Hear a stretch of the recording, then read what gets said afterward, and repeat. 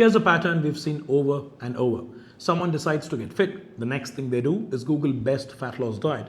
And all of a sudden you see them at lunch with grilled chicken cubes, avocado, and this look on their face that says, bro, I miss rice da. If you're someone who's new to physique preps, then chances are you've dabbled in at least one of these classics like OMAD or Keto, low carb, high fat, or the good old no more parotta salna from this Sunday, bro. That's about it. The full buffet of beginner desperation. Bold moves, yeah, but rookie mistakes.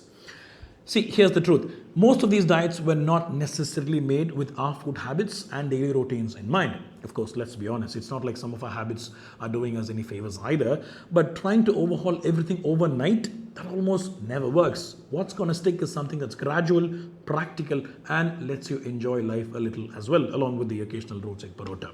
By the way, if you're curious about how our food habits take us in the opposite direction of our fitness goals, my last video was about it. Take a peek. But today I want to talk about how these epic genetic diets fail almost terribly, especially for us, and how to build something that works for you. Let's start with the obvious. We love to copy what works for others.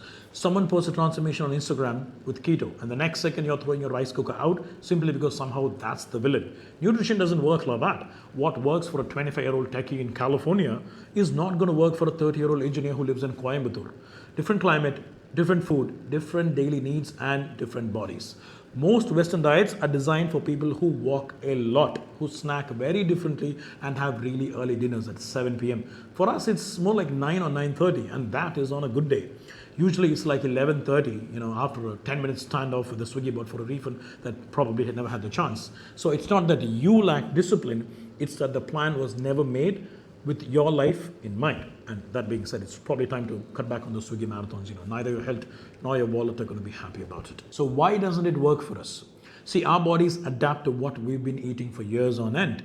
So if you've grown up on spiced South Indian food, it's safe to say that your digestive enzymes and gut bacteria are optimized for that. You can't go cold turkey one day and switch to quinoa salads and almond flour rotis and expect your system to say, sure, no problem. It'll maybe cooperate for a week, and then you're going to find yourself daydreaming about cheddar chicken mid-meeting. And that's not weakness, that's just biology. Extreme diets can, for most of us, shock the system. Your blood sugar levels, your hunger hormones, your gut flora, they could all go off a little, and you might even feel cranky or exhausted or even constipated. So when someone says, I tried a diet, it did not work for me, what they really mean is, it wasn't built for me. So what's the smarter way? Personalization. And we don't need something revolutionary, just something that fits your life will do. And here are 4 points you can keep in mind. Number 1, keep your core foods the same. Rice or chapati is not the enemy.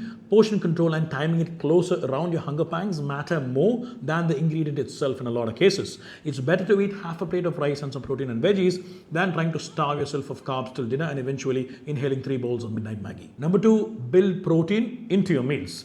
You don't need to right away buy flashy whey protein boxes. Use real food, the ones locally available. Chicken, eggs, lentils, curd, soy chunks, they do the job perfectly well.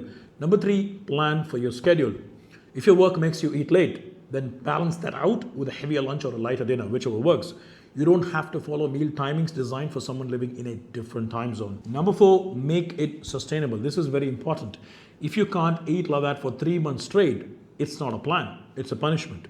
A little discomfort is completely normal when making changes, but if it feels like a constant struggle, something's off. Remember, most of you cannot out-discipline your practical physiological needs forever. Many of us still think of fitness as drinking green smoothies and chewing on bland protein for most meals. Well, really, it's about balance, consistency, and enjoying the foods that you love, which does include your guilty pleasure foods as well, a little bit by all means. There's nothing wrong with starting your day with a loaded, satisfying breakfast, as long as you know how to structure the rest of your day accordingly. So the moment you start working with your food instead of against it or fighting it, you'll start realizing everything like your energy, mood, digestion, they all start aligning a little. And who knows, your colleagues might finally stop asking you, aren't you tired of eating food that looks like boiled sadness? So the next time you see a trendy diet online, remember, you don't need to eat like them to look like you.